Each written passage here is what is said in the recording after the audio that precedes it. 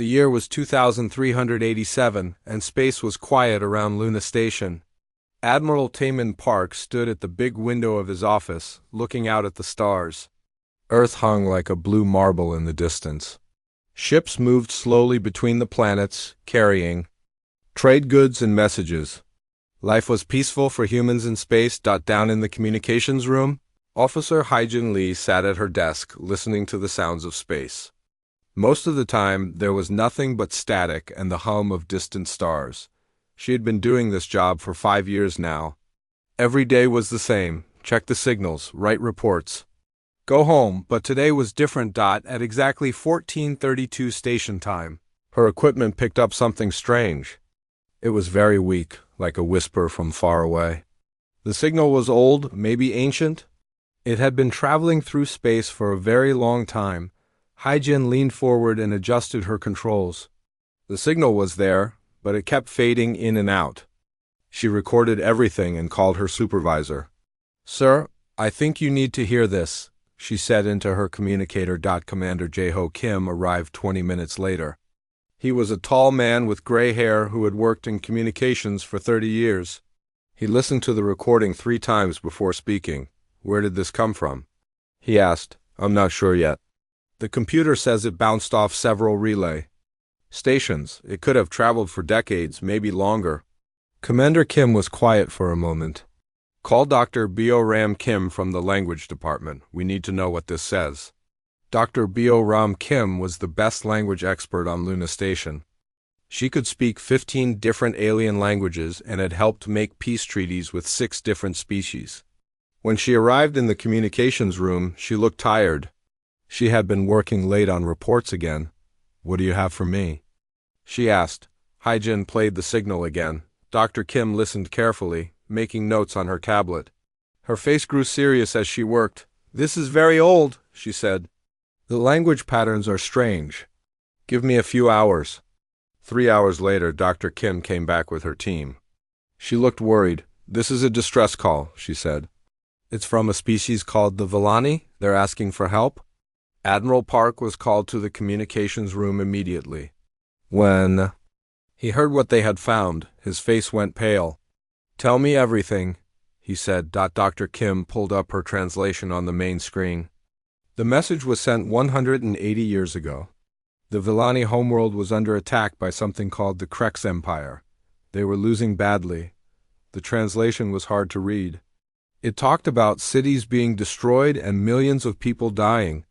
The Villani were peaceful people who made art and studied philosophy. They had never hurt anyone. "They sent this message to every known species in the galaxy," Dr. Kim continued. "They were asking anyone, everyone, to help them." "And?" "Admiral," Park asked. No one came. The room was silent. Everyone knew about the Villani. They were famous for their beautiful art and wise teachings, but no one had seen them in decades. Most people thought they had just stopped traveling to other worlds. Commander Kim spoke up. "Sir, if this message is 180 years old and no one helped them ... then they're probably all dead," Admiral Park finished. The next day, Captain Dongwoo Shin got new orders. He was to take his ship, the New Soul, and find out what happened to the Villani. His crew was small but skilled. They had explored many dangerous parts of space before. The journey to Villani space took 2 weeks. What they found there was horrible, villainous. Prime, the Villani homeworld, was a burned rock. The beautiful cities were gone. The forests were dead. Nothing moved on the surface except dust and wind. Captain Shin's science officer, Dr. Minisio Park, ran scans of the planet. "The atmosphere is poisoned," she reported. "This wasn't just war. Someone tried to kill everything that lived here. They found evidence everywhere: broken ships in orbit, destroyed space stations, battle damage that was centuries old." The Krex Empire had not just conquered the Villani. They had wiped them out completely, but the worst discovery came when they reached the outer edge of the Villani system. There, hidden behind a small moon, they found a ship. It was barely working. The power was almost gone. Life support was failing. Captain Shin ordered his crew to bring the ship aboard immediately. Inside, they found 200 Villani survivors. They were the last of their kind. Men, women, and children who had been hiding for nearly 200 years. They were thin and sick, but alive. Their leader was an old female named Elder Silvara. She was so old that her skin looked like paper, but her eyes were still bright. When she saw the humans, she began to cry. "You came," she whispered. "After all these years, someone finally came." Through her tears, she told them the full story. The Krex Empire had attacked without warning. They had weapons that could destroy entire cities in minutes. The Villani had tried to fight back, but they were artists and teachers, not warriors. "We sent our message to everyone," Elder Silvara sighed. "The Zephyrians, the Altarians, the Nexus Coalition, all the great powers of the galaxy. They all knew what was happening to us. Why didn't they help?" Captain Shin asked. Elder Silvara's voice was bitter. "The Krex control too much trade. Too many mining operations. No one wanted to make them angry." The humans were quiet. They had always thought the galaxy was civilized. They believed that good people helped each other when there was trouble. "What happened to the rest of your people?" Dr. Park asked gently. "Dead. All dead. The Krex killed billions of us. They took our children for experiments. They made the adults work in mines until they died. We are all that is left." Captain Shin sent an emergency message back to Earth immediately. Admiral Park read it with growing anger. The message was simple but clear. The galaxy knew about genocide and did nothing. The Villani are extinct except for 200 survivors. "What are our orders?" The response came back quickly. Admiral Park had talked to the Terran Council, to the President, to everyone who mattered. The answer was unanimous. "Bring the survivors home. We'll take care of them." "And Captain?" "Yes, sir?" "Start gathering intelligence on the Krex Empire. Everything you can find." As the new soul headed back to human space, Elder Silvara sat in the ship's medical bay. Human doctors were taking care of her people, giving them food and medicine. For the first time in 2 centuries, she felt hope. "Why?" she asked Captain Shin. "Why did you come when no one else would?" Captain Shin thought about it for a long time before answering. "Because it was the right thing to do." The news hit Earth like a thunderstorm. Within hours of Captain Shin's report reaching Luna Station, every human colony knew about the Villani survivors. The story spread through the networks faster than anyone had expected. Videos of Elder Silvara talking about her people went viral across human space on Earth. In the city of New Seoul, a young woman named Ji Woo-han watched the news reports with tears in her eyes. She was 25 years old and worked as a teacher in a small school. Her grandmother had told her stories about wars long ago, when people stood up against evil even when it was dangerous. Ji Woo could not sleep that night. She kept thinking about the Villani children who had died while the galaxy watched and did nothing. The next morning, she stood in the central plaza of New Seoul with a simple sign, "Remember the Villani." By noon, 100 people had joined her. By evening, it was 1,000. The crowd grew bigger every day. "How many more species have died while we traded with their killers?" Ji Woo asked the crowd. "How many more children have been murdered while the galaxy talked about profit margins?" Her words were broadcast across human space. Similar protests started on Mars, on the lunar colonies, on every world where humans lived. People who had never cared about politics before were now demanding action. The galactic community watched these protests with confusion. Ambassador Yun-Soo Park had worked with aliens for 15 years. She had never seen them react this way to human emotions before. At the Galactic Senate on Nexus Station, the other ambassadors seemed almost amused by humanity's response. "Your species is very emotional," said the Zephyrian Trade Minister. His name was hard for humans to pronounce, so everyone just called him Minister Blue. "You will calm down soon. These things always pass." Ambassador Park felt her face grow hot with anger. 200 billion sentient beings were murdered. Entire civilizations were wiped out, and you call our reaction emotional? "The Villani situation was resolved decades ago," Minister Blue replied. "The Krex Empire established legal mining operations in that sector. Everything is properly documented. Legal?" Ambassador Park stood up from her chair. You call genocide legal? The Altarian representative, a tall being with silver skin, spoke up. Ambassador Park, you must understand. The Kreks control 17% of galactic trade. War with them would have cost trillions of credits and millions of lives.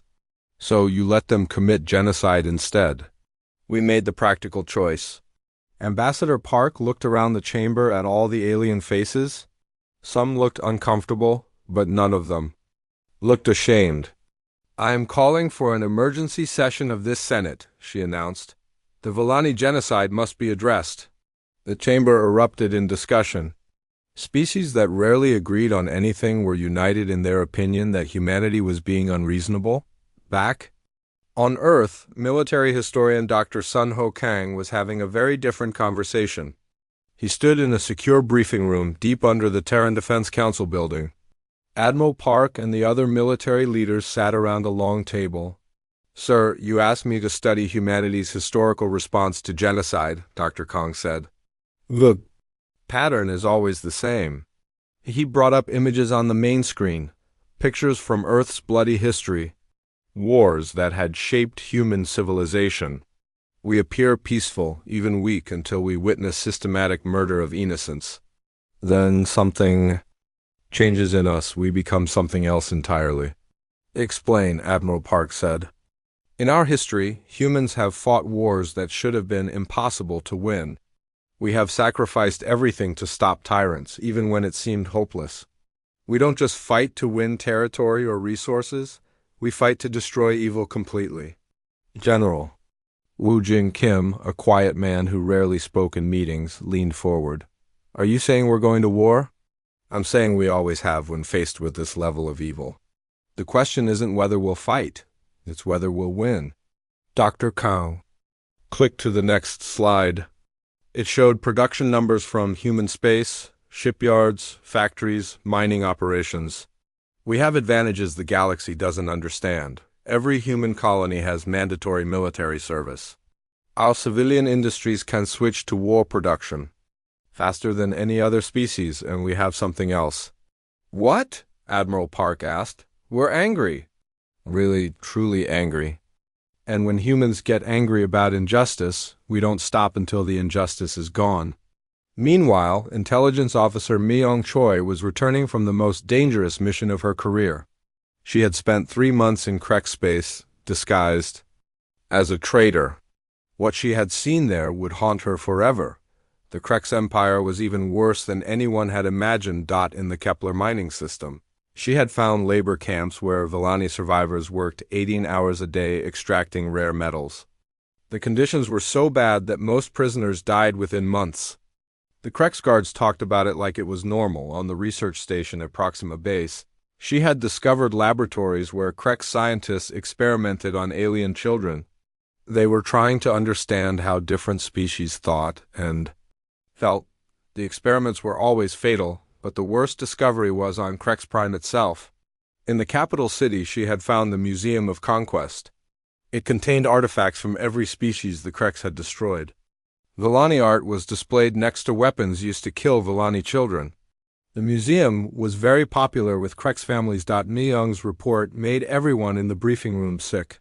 Admiral Park had to leave twice to compose himself. General Kim sat in silence for 20 minutes after she finished speaking. How many species? Admiral Park finally asked. 47 that I could confirm, Myung replied. The Kreks have been doing this for over 1,000 years. They wipe out entire civilizations and take everything valuable. The galaxy knows about it and does nothing because the Kreks share the profits. The room was silent for a long time. Outside, the protests were getting bigger. Ji Wuhan was now speaking to crowds of 50,000 people. Her message was simple. The galaxy failed the Volani. We will not fail the next species that cries for help. Similar rallies were happening on every human world. Old veterans were volunteering for military service again. Young people were lining up at recruitment centers. Factory workers were asking their managers when they would start building warships. The alien ambassadors on Earth were sending worried reports to their governments. The Altarian ambassador wrote, Human behavior is becoming concerning. They appear to be preparing for large-scale military action. The Zephyrian trade representative was more direct. The humans have gone insane. They are willing to fight the Krex Empire over ancient history. This could destabilize all galactic commerce. Back at Luna Station, Admiral Park was meeting with his senior staff when Captain Shin returned with the Villani survivors. The 200 refugees were taken to a medical facility where human doctors worked around the clock to help them recover. Elder Silvara was weak, but she insisted on meeting with the human leaders. She sat in a chair that was too big for her small body and spoke in a voice that was barely a whisper. "I have lived for 312 years, she said. I have seen my people create the most beautiful art in the galaxy. I have watched them build cities that touch the sky. And I have seen all of it burn to ash while civilized species debated trade agreements." She looked directly at Admiral Park. "Your people are the first to show real anger about what happened to us. Not sadness, not pity, anger." "We are angry," Admiral Park confirmed. "What the Krex did to your people was evil. What the galaxy allowed to happen was evil." Elder Silvara smiled for the first time since the humans had rescued her. "Good. Evil should make people angry. That is how you know you are still good." The meeting was interrupted when Commander Kim burst into the room. He looked excited and worried at the same time. "Sir, we just intercepted a Krex military transmission. They're moving a large fleet toward the Centauri system." "Why?" Admiral Park asked. "Intelligence suggests they're planning to attack the Rigel colonies. The Rigelians are a peaceful species, similar to the Villani. The Krex want their mining rights." Everyone in the room understood immediately. The Krex Empire was preparing to commit another genocide. Right now, while the galaxy debated and made excuses, Elder Silvara struggled to stand up. Her old hands were shaking, but her voice was strong. "Will you let them do to the Rigelians what they did to us?" Admiral Park looked around the room at his officers.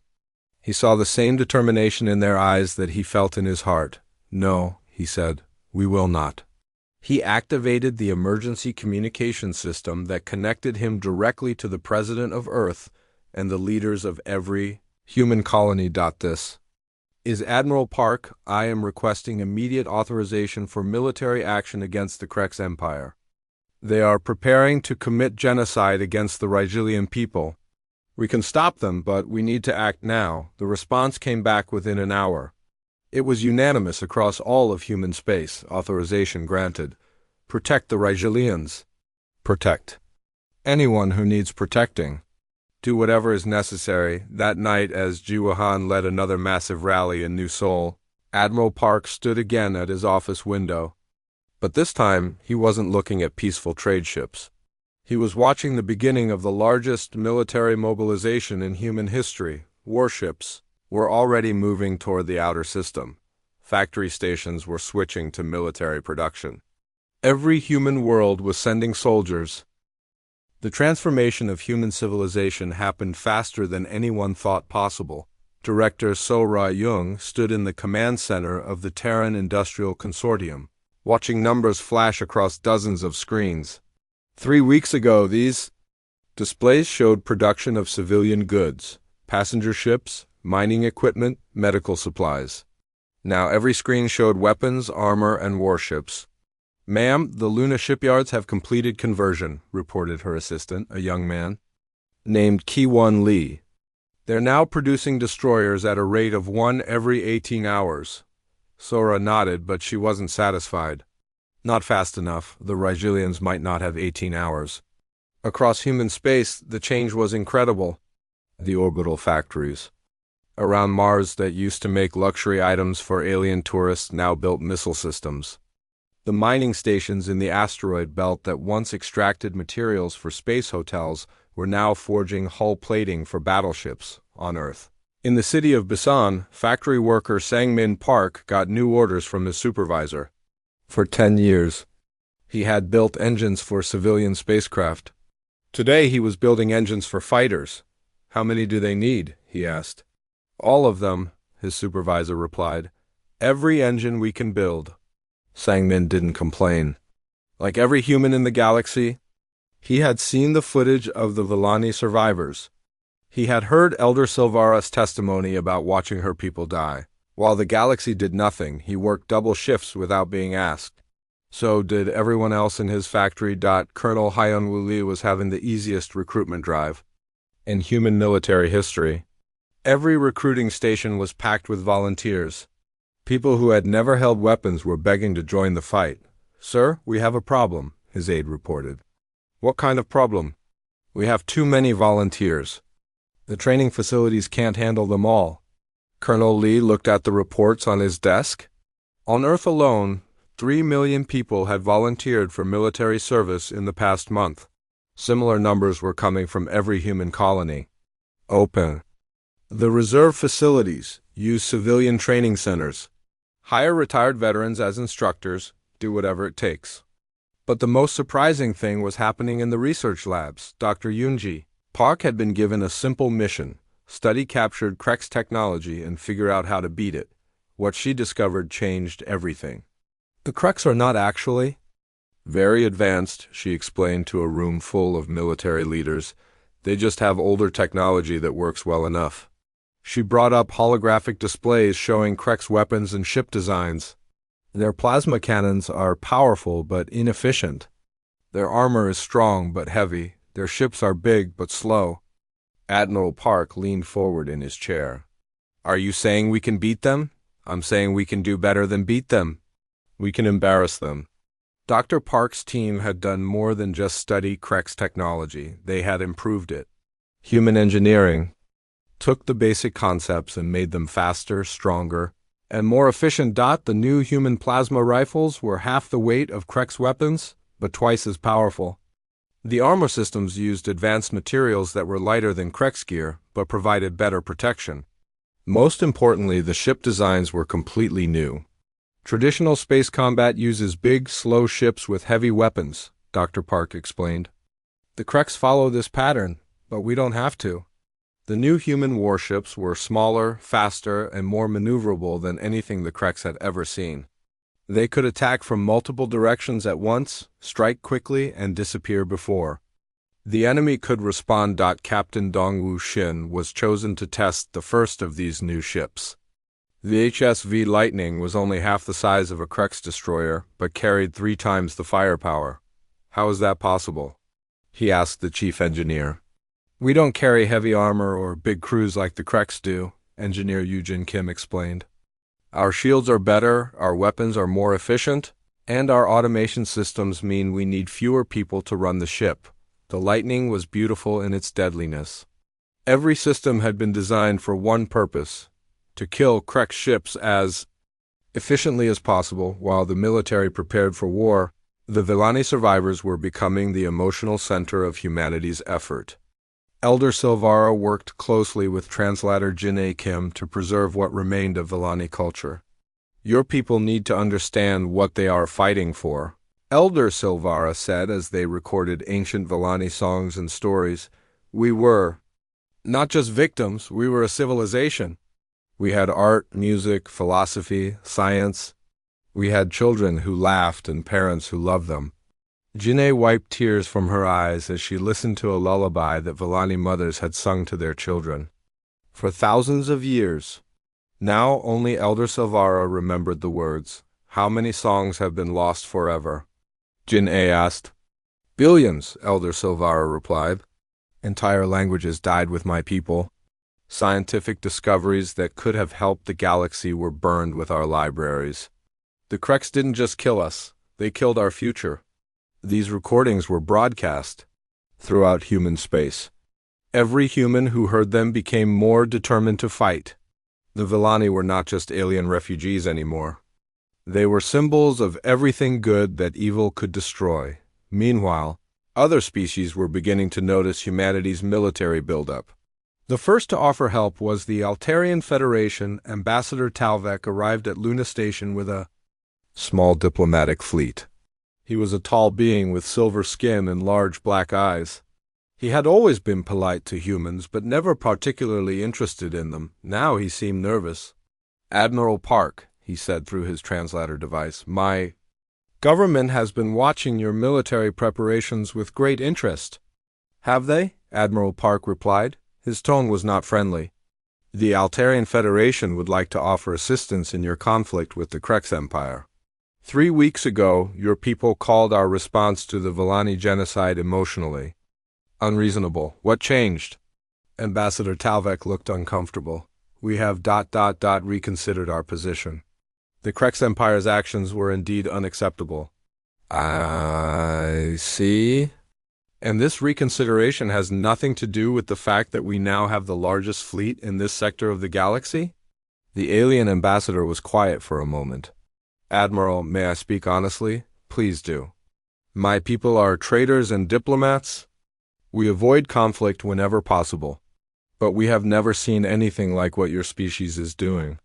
You have turned your entire civilization into a weapon in less than a month? It is impressive and frightening. Admiral Park's expression softened slightly. At least this alien was being honest. The Altarian Federation wants to be on the winning side, Ambassador Talvek continued. But more than that, we have realized something important. If the Krex Empire falls, the galaxy will need new leadership. We would prefer that leadership to be reasonable people who protect trade rather than destroy it. And you think humans are reasonable? I think humans are the only species in the galaxy who got truly angry about genocide. That suggests a moral compass that has been missing from galactic politics for too long.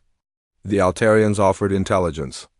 Reports about Krex military positions, trade routes, and supply lines. It was useful information. But Admiral Park knew they couldn't trust alien allies completely. The Nexus Coalition also reached out to humanity, though more cautiously. They provided star charts and communication frequencies, but no ships or weapons. They wanted to help just enough to be on the good side if humans won, but not enough to make the Krex really angry if humans lost. Other species stayed neutral or actively opposed human actions. Zephyrians filed formal protests with the Galactic Senate, claiming that human military buildup was destabilizing interstellar commerce. Let them protest, Admiral Park told his staff. When we're done, there won't be a Galactic Senate to protest to. The final piece of human preparation was the most impressive. Admiral Kyung-ho Choi took command of the combined human fleet from his flagship, the HSV Righteous Fury. It was the largest ship humans had ever built, but it was still smaller than most Krex dreadnoughts. What made it dangerous was not its size, but its crew and mission. Ladies and gentlemen, Admiral Choi addressed his fleet commanders via secure communication. We are not here to fight a traditional war. We are here to end the Krex Empire completely. The fleet that assembled in the outer system was unlike anything the galaxy had ever seen. 2,000 ships of various sizes, all designed with one purpose, the complete destruction of Krex military power. But Admiral Choi's strategy was not about big battles between massive fleets.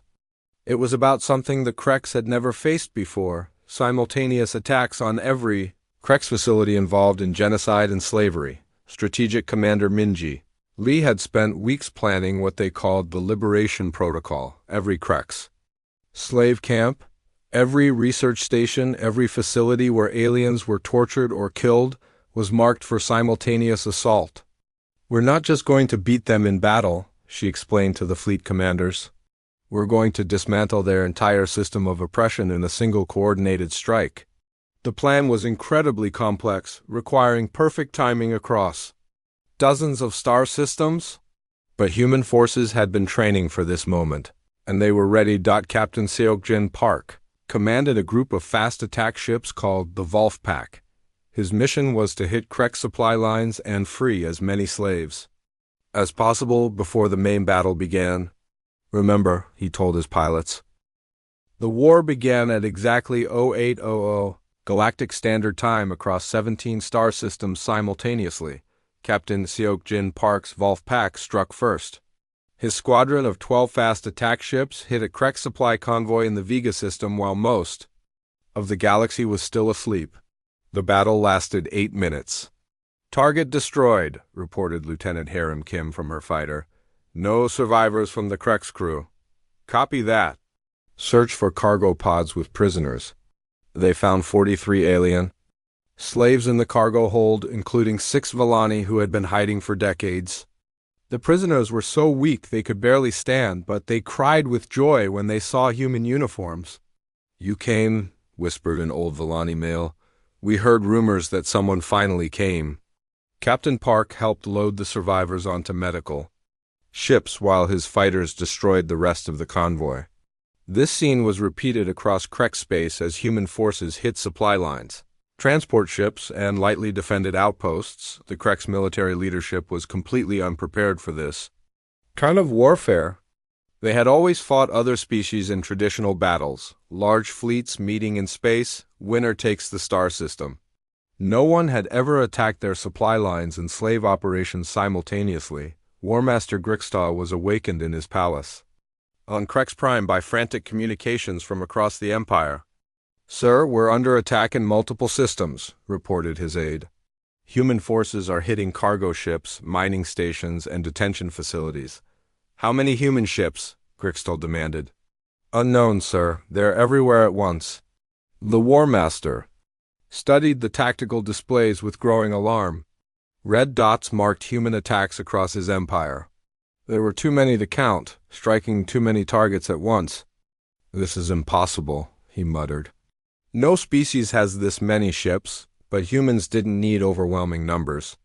They had something better: perfect coordination and superior technology, special operations." Colonel Eugene Kim led the assault on Camp Thanatos, the most heavily guarded Krex prison facility. Intelligence reports said 50,000 aliens were held there in conditions that killed most prisoners within months. "Remember the mission?" she told her team as their stealth ships approached the facility. "Priority 1 is prisoner safety. Priority 2 is gathering evidence. Priority 3 is making sure no Krex guard survives to run another camp." The battle for Camp Thanatos was brutal but quick. Human soldiers used their advanced weapons and armor to overwhelm the surprised Krex guards. But what they found inside the camp made even veteran soldiers sick. The prisoners were kept in cages so small they couldn't stand up. Most were starving. Many were sick from experiments performed by Krex scientists. Children who should have been playing were instead working in toxic mines. Colonel Kim's voice shook when she reported to Admiral Park. "Sir, we've secured the facility."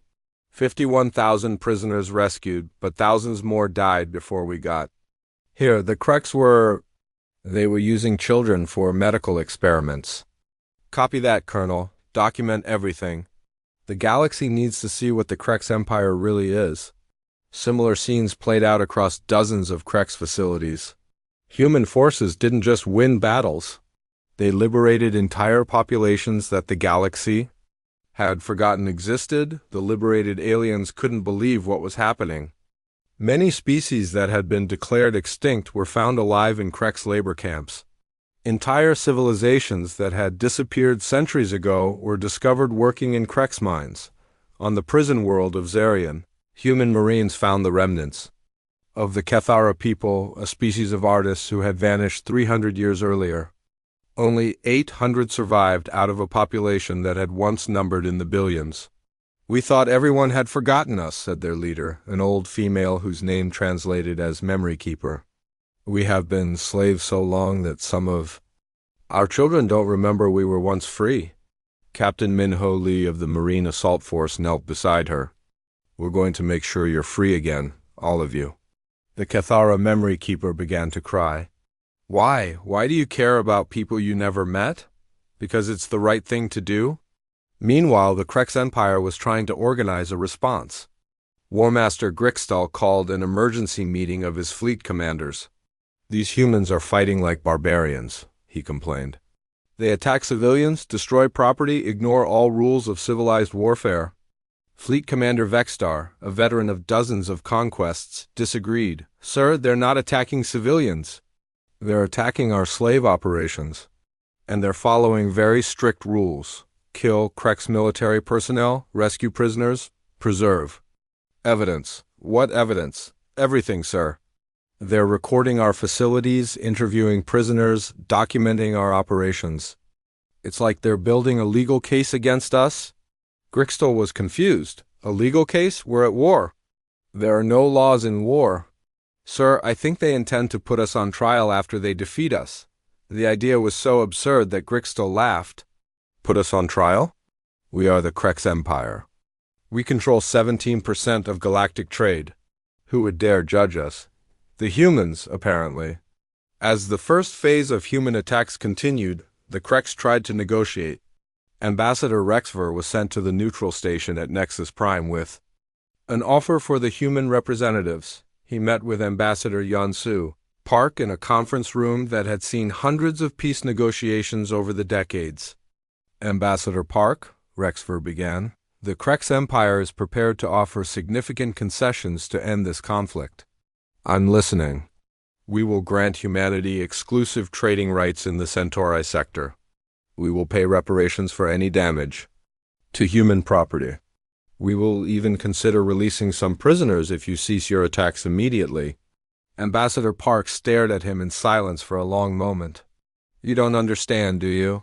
Understand what? We didn't come here to negotiate territory or trade deals. We came here to end you. Rexver was genuinely confused. End us? But ... would destabilize the entire galactic economy. Trillions of credits in trade would be lost. Millions of jobs across dozens of species would disappear. Good? Good? Ambassador, you're talking about economic chaos across the galaxy. Ambassador Park stood up from the table. Ambassador Rexver, your empire has committed genocide against 47 species over the past 1,000 years. You have enslaved billions of sentient beings. You have tortured children for scientific research. And you think we're going to negotiate with you because stopping you might disrupt trade? But ... that's how these things are resolved. There are rules, procedures, diplomatic protocols. Not this time. Ambassador Park walked toward the door, then turned back. Oh, and Rexver? Tell War Master Grixtal that we found his Museum of Conquest on Krex Prime. We know about every species you've destroyed, every world you've stripped bare, every civilization you've wiped out. We're coming for all of it. The second phase of human attacks began with Operation Righteous Storm. Admiral Kyung-ho Choi led the main fleet against major Krex military installations while smaller forces continued liberating prisoners and destroying supply lines. The assault on the Krex fortress. World of Valtara was humanity's first major fleet battle. The humans approached with 200 ships against a Krex defense force of 800 vessels. The Krex commanders were confident. They had superior numbers, heavier weapons, and centuries of military experience. They lasted 37 minutes. Human ships moved faster than the Krex had thought possible. Their weapons were more accurate and more powerful than intelligence reports had suggested. Most importantly, they fought with a coordination and determination that the Krex had never encountered. How are they doing this? Demanded Fleet Commander Zekrin as his flagship shields failed under human fire. Their ships are smaller than ours. His tactical officer was studying the sensor readings in disbelief. Sir, their ships are attacking from 17 different directions at once. They're using formation patterns I've never seen before, and their weapons... Sir, I think they're using our own technology but improved somehow. Admiral Choi watched the battle from his command ship with grim satisfaction. All units, focus fire on their command vessels. Take out their leadership first. The battle was over when Zekrin's flagship exploded, taking the entire Krex command structure with it. The surviving Krex ships surrendered or fled, but the most shocking victory came at Krex Prime itself. General Haewon Shin led the ground assault on the Krex homeworld with only 50,000 Marines. The Krex had 5 million troops defending their capital, plus orbital defenses that had never been breached in 1,000 years. The siege lasted 6 hours. Human special forces had spent months infiltrating Krex Prime, turning the planet's own defense systems against its defenders. When General Shin's Marines landed, they found that most of the orbital weapons were already under human control. The Krex military had trained to fight other aliens using traditional tactics. They had never faced an enemy that understood psychological warfare, infiltration, and system hacking better than they did. Sir, the Krex planetary government is requesting terms of surrender.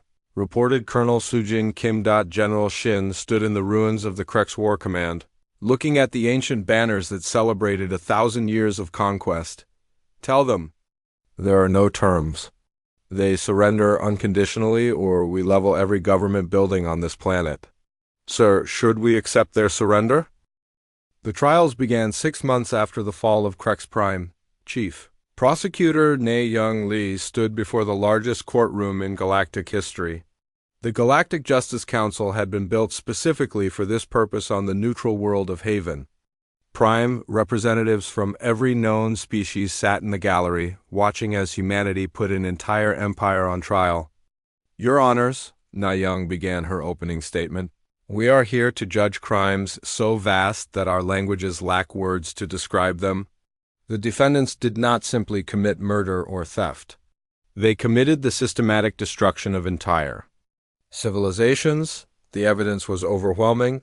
Human forces had recovered detailed records from dozens of Krex facilities, video recordings of genocide, written orders for the execution of alien children, scientists' notes describing experiments on sentient beings. The first defendant was former War Master Grixtol. He sat in the prisoner's dock wearing simple gray clothes instead of his elaborate military uniform. He looked smaller than he had when commanding fleets. Do you understand the charges against you?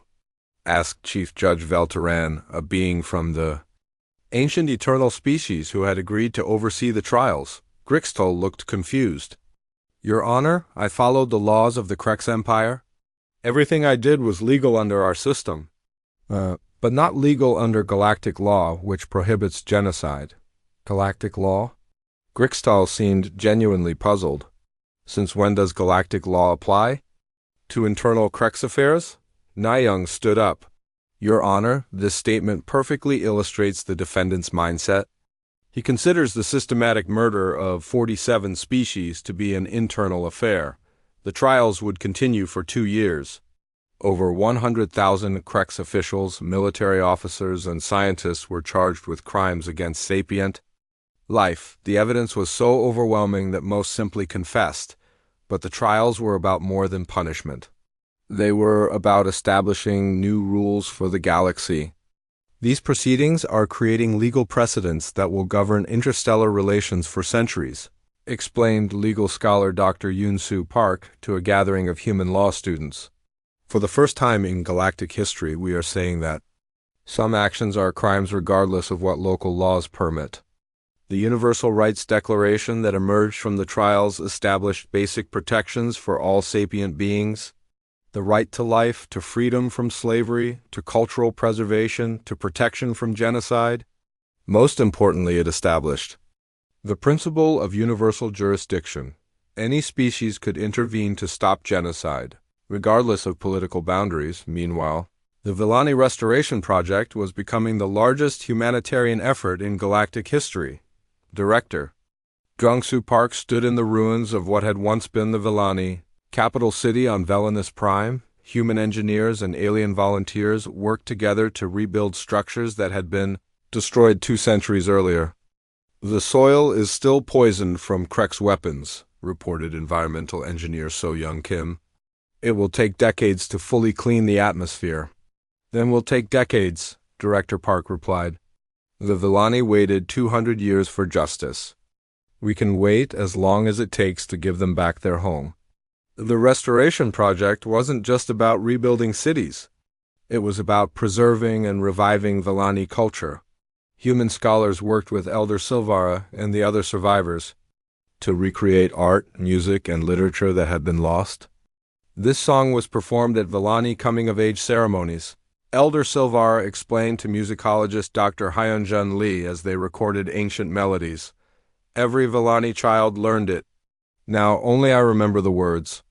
Then we'll make sure it's never forgotten again. Similar projects were established for every species that had been enslaved by the Krex, the Cathara. People were given a new homeworld and resources to rebuild their artistic traditions.